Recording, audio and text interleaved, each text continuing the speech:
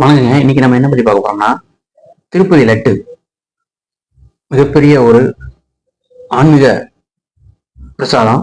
இந்த ஆன்மீக பிரசாதம் எப்போ வந்து ஸ்டார்ட் பண்ணாங்க? 1700களில் முத வந்து 2 லட்டுகள் வந்து உருவாக்கி சாமிக்கு படைச்சிருக்காங்க. அதுக்கப்புறம் வந்து 1750, 700, 800களில் அந்த சாமிக்கு படைச்ச லட்டை வந்து பிரசாதமா பக்தர்களுக்கு கொடுத்துருக்காங்க. ஸோ அதுக்கப்புறம் இப்படி ஓடி இருந்துச்சு. 2009, 2008களில் புவிசார் குறியீடும் அந்த லட்டுக்கு வாங்கியிருக்காங்க. ஸ்ரீவாரி திருமலை லட்டுன்னு சொல்லுவாங்க அந்த அது வந்து கடவுளுக்கு படைக்கிறது. அது வந்து நிறைய விதமான லட்டுகள் இருக்கு. பூஜை பண்றது லட்டு, திருமண லட்டு, பிளஸ் வந்து அனைத்து விதமான 2, 3 ஸ்டாண்டர்ட்ல அந்த லட்டுகள் வந்து பிரிக்கப்படுகிறது. ஸோ இப்போ வந்து என்ன இஷ்யூனா, அந்த ஆந்திராவை ஆளுகின்ற ஜெகன்மோகன் ரெட்டியும் பிளஸ் வந்து சந்திரபாபு நாயுடு இவங்களுக்குள்ள ஆல்ரெடி இவங்க 2 பேருக்குள்ள பெரிய இஷ்யூஸ் ஓடிக்கிட்டு இருக்கு. இவங்க 2 பேருமே பிளேம் பண்றாங்க. அவங்களுக்குள்ளே வந்து பிளேம் பண்றாங்க. இந்த மாதிரி வந்து இந்த லட்டுல மாட்டு கொழுப்பை வந்து மிக்ஸ் பண்ணதாக சொல்லி ஓடிக்கிட்டு இருக்கு. இஷ்யூஸ் ஓடிக்கிட்டு இருக்கு. இப்ப இந்த இஷ்யூஸ் வந்து குறிப்பாக சொல்ல போனா தமிழ்நாட்டில் திண்டுக்கல் பக்கத்துல ஏஆர் கூட்ஸ்ன்னு சொல்லி அவங்கள வந்து பிளேம் பண்றாங்க. அவங்களும் வந்து இப்ப இன்னைக்கு வந்து வெள்ளிக்கிழமை இன்னைக்கு வந்து பொல்யூஷன் கண்ட்ரோல் போடும், டிஸ்ட்ரிக்ட் பொல்யூஷன் கண்ட்ரோல் போடும், அங்கே வெரிஃபை பண்ணிருக்காங்க. அங்கே போய் சாம்பிள்லாம் எடுத்திருக்காங்க.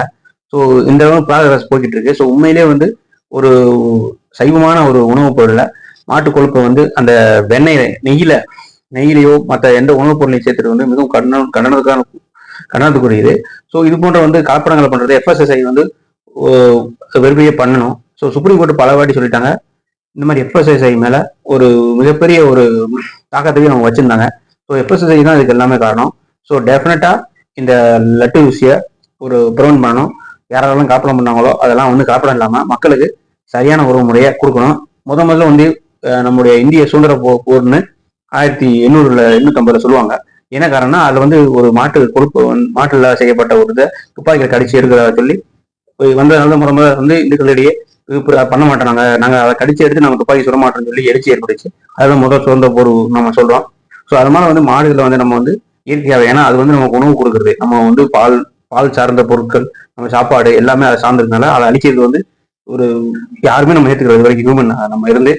ஸோ அதனால வந்து மாட்டுகளை பாதுகாத்தா நம்ம டெவலப் ஆக முடியும்னு சொல்லி நம்ம முன்னோர்களும் கொண்டு வந்துருக்காங்க. ஸோ டெஃபினட்டா ஸோ இந்த யாரெல்லாம் லட்டுல மிக்ஸ் பண்ணுவாங்க அவங்களெல்லாம் வந்து கவர்மெண்ட் ட்ரான்ஸ்ஃபர் பண்ணி அவங்களுக்குள்ளான தண்டனை கொடுப்பாங்கன்னு நினைக்கிறேன். ஸோ ஜெகன்மோகன் ரெட்டி ஃபர்ஸ்ட் வந்து சந்திரபாபு நாயுடு அந்த இஷ்யூஸை வந்து அவங்க வந்து ஓரளவுக்கு சால்வ் பண்ணுவாங்க நம்புறேன்.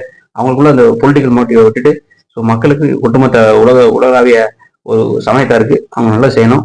ஸோ இது போன்ற விஷயங்களை இந்த வருங்காலங்களை தடுக்கணும். இது வந்து புவிசார் குறிப்பிட்ட ஒரு லட்டு.